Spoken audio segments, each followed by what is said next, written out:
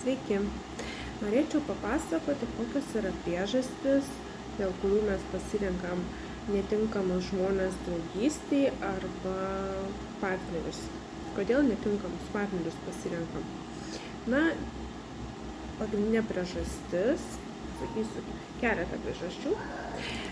Pagrindinė priežastis tai, kad mes jaučiamės vieniši ir dėl šios priežasties, kadangi jaučiamės liūdni, vieniši, rizikuojam. Ir nesam plačiai atmerkę akių, užsimerkę, renkamės partnerį.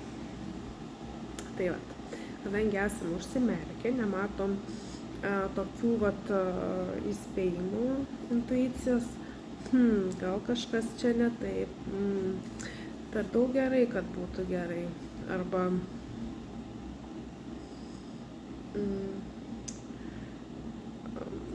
kažkas ne taip, galvojam, rizikuojam, nes jaučiamės vieniši, liūdni ir užsikabinam ant netinkamų žmonių.